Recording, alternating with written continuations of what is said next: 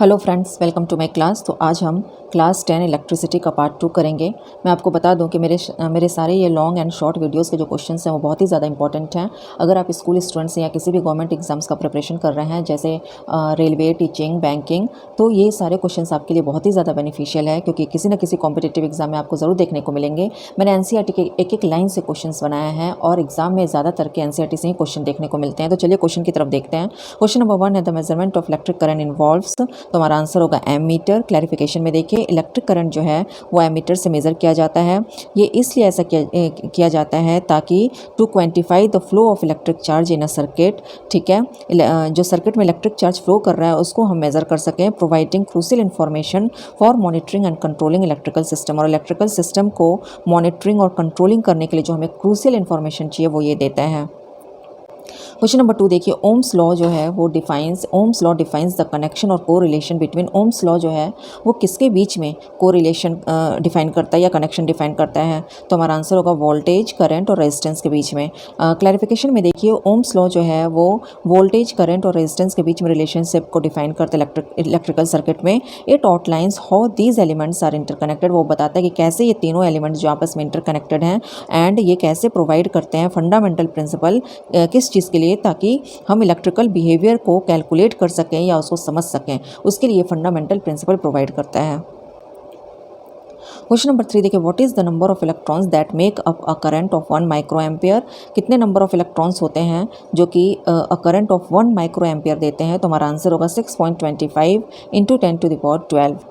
Question number 4 देखिए, only the filaments of the bulbs utilise dash. तो हमारा answer होगा टंगस्टन। टंगस्टन के बारे में मैं इसके पिछले वीडियो में मैं बता चुकी हूँ। टंगस्टन का बहुत ही ज़्यादा हाई मेल्टिंग पॉइंट होता है, ठीक है, तो वो इसलिए इस जो बल्ब्स का फिलामेंट है इसमें काफ़ी अच्छे से इसको यूटिलाइज़ किया जा सकता है। क्वेश्चन नंबर 5 देखिए, safety fuse wires commonly consist और made of. Safety fuse wires जो है वो किस चीज़ से बना होता है? तो हमारा आंसर होगा N alloy of tin and copper से बना होता है। क्लैरिफिकेशन में देखिए, जो एलॉय है टिन एंड कॉपर का उसको हम टिंड कॉपर कहते हैं और वो फ्यूजेस बनाने के लिए यूज़ किया जाता है उसके अपने स्पेसिफिक प्रॉपर्टीज़ के कारण। ये एलॉय जो है, ठीक है, तो ये कॉपर के हाई इलेक्ट्रिकल कंडक्टिविटी को और टिन के करोजन रेजिस्टेंस को कंबाइन कर देता है, ठीक है। अब क्या है कि जो टिन का प्रेजेंस है वो क्या हेल्प करता है? तो वो कॉपर को प्रोटेक्ट करता है ऑक्सीडेशन और करोजन से, क्योंकि टिन के पास क्या है, करोजन रेजिस्टेंस है, ठीक है, तो ये कॉपर को ऑक्सीडेशन और करोड होने से बचाता है ताकि फ्यूज़ जो है वो लंबे समय तक चल सके। एडिशनली जो एलॉय का जो मेल्टिंग पॉइंट है वो सुटेबल है किस चीज़ के लिए? ताकि एक फ्यूज़ को हम क्रिएट कर सकें जो कि that can melt and break the circuit under excessive current condition. जब एक्सेसिव करंट कंडीशन आ जाए, एक्सेसिव करंट का फ्लो हो, तो ये जो फ्यूज़ है वो मेल्ट हो सके और टूट सके सर्किट के अंदर, ठीक है। तो ये एलॉय का जो मेल्टिंग पॉइंट है वो उस तरह से सुटेबल होता है। अब इससे क्या होगा कि एक सेफ्टी मैकेनिज्म हमें प्रोवाइड करेगा ताकि इलेक्ट्रिकल डिवाइसेस जो है वो प्रोटेक्ट हो सके and prevent hazards like over heating और फायर्स, ताकि आग लगने से ये बचा सके, ठीक है।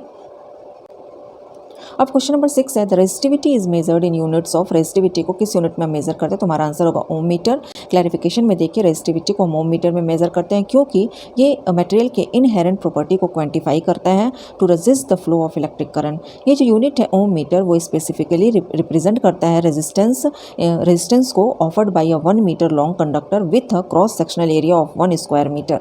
This standard unit allows for a consistent and comparable measure of resistivity across different materials. Question number 7 है, the resistivity remains constant unless. Resistivity जो है वो कांस्टेंट होता है कब? तो हमारा आंसर हो जाएगा modifying the form of the register entails altering its shape, ठीक है। तो ऐसे केस में ये कांस्टेंट होगा। अगर रजिस्टर का जो है शेप हम चेंज करेंगे तो रेजिस्टिविटी इसका कांस्टेंट ही रहेगा। ऐसा क्यों होगा?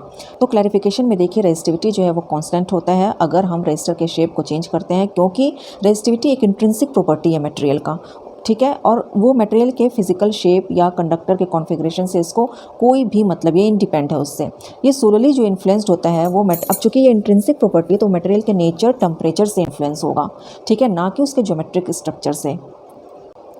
अच्छा, अब सी में क्या है, रेजिस्टिविटी कांस्टेंट रहेगा क्या अगर मटेरियल चेंज, अभी मैंने बताया मटेरियल को अगर हम चेंज कर दें तो मटेरियल क्या है, मटेरियल को चेंज करने का मतलब है कि उसका पूरा नेचर चेंज हो जाना, यानी कि उसका इंट्रिंसिक प्रॉपर्टी चेंज हो जाना। तो रेजिस्टिविटी ऐसे केस में चेंज होगा अगर हम मटेरियल को चेंज करेंगे तो, ठीक है, क्योंकि क्यों, इनहेरेंट प्रॉपर्टी यानी इंट्रिंसिक प्रॉपर्टी होता है मटेरियल का, ठीक है। तो डिफरेंट मटेरियल्स जो है वो डिफरेंट रेजिस्टिविटी वैल्यू को एग्जिबिट करेगा।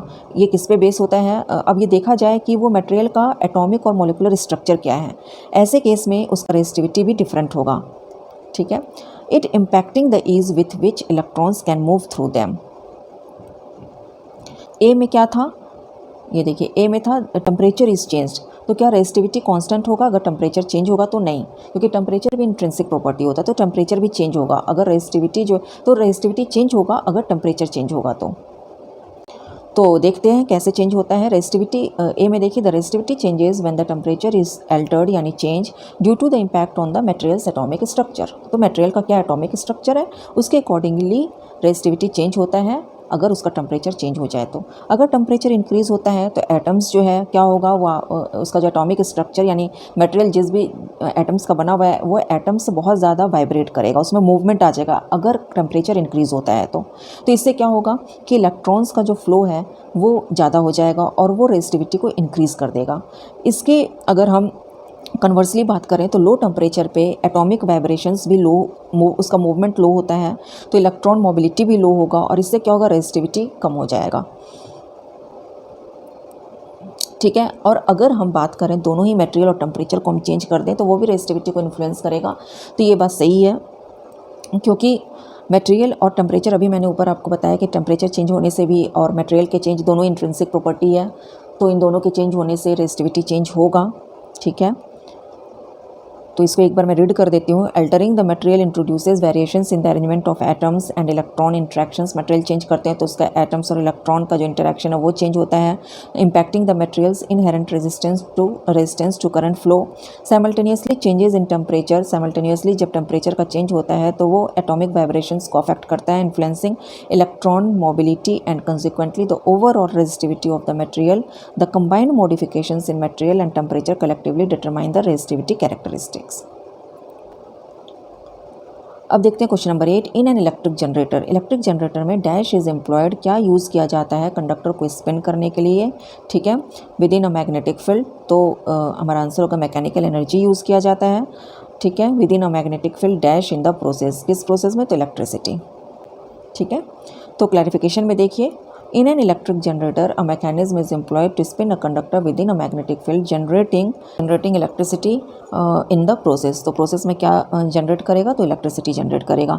in an electric generator conventional fuels are used to supply mechanical energy enabling the rotation of a conductor within a magnetic field। अब इस इलेक्ट्रिक जनरेटर में क्या होगा, कन्वेंशनल फ्यूल्स यूज़ किया जाता है मैकेनिकल एनर्जी को सप्लाई करने के लिए, और इसके हेल्प से क्या होगा कि कंडक्टर जो है वो रोटेट करेगा किसके अंदर, मैग्नेटिक फील्ड के अंदर। अब ये जो जनरेटर है वो ऑपरेट करता है किस प्रिंसिपल पे, तो ये principle of electromagnetic induction use करता है, जहाँ पर कि रोटेटिंग कंडक्टर जो है वो एक यूनिफॉर्म मैग्नेटिक फील्ड में इमर्स्ड होता है और वोल्टेज इंड्यूस करता है, ठीक है, इंड्यूसेस वोल्टेज। वोल्टेज क्यों देता है, ताकि वेरियस अप्लायंसेस को पावर दिया जा सके। अब क्वेश्चन नंबर 9 में देखिए, a commutator of the split ring variety is employed और यूज्ड फॉर व्हाट। एक कम्यूटेटर जो है स्प्लिट रिंग वेराइटी का एक कम्यूटेटर जो है वो क्यों यूज़ किया जाता है, तो हमारा आंसर होगा generate a one way flowing, यानी यूनि डायरेक्शनल करंट को जनरेट करने के लिए, ठीक है।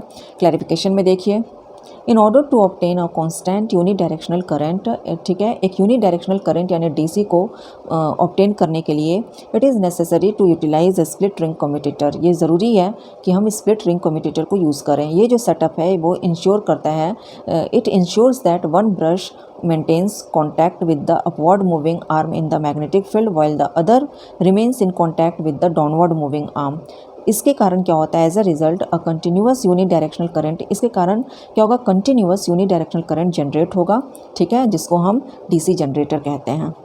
क्वेश्चन नंबर 10 में देखिए, the efficient transmission of electric power over extended यानी long distances with minimal energy loss occurs in case of what. तो इन केस ऑफ होगा हमारा करेक्ट ऑप्शन अल्टरनेटिंग करंट, ठीक है। अल्टरनेटिंग करंट का एक की एडवांटेज होता है ओवर डीसी डायरेक्ट करंट के ऊपर, क्या है वो, ये एक एफिशिएंट ट्रांसमिशन देता है इलेक्ट्रिक पावर का लॉन्ग डिस्टेंस तक, ठीक है, लॉन्ग डिस्टेंस तक ये एफिशिएंट ट्रांसमिशन देता है इलेक्ट्रिक पावर का विथ मिनिमल एनर्जी लॉस, ठीक है। बहुत दूर तक ये इलेक्ट्रिक पावर का एक बहुत दूर तक इलेक्ट्रिक पावर देगा, लेकिन एनर्जी जो इसमें लगेगा वो कम से कम लगेगा।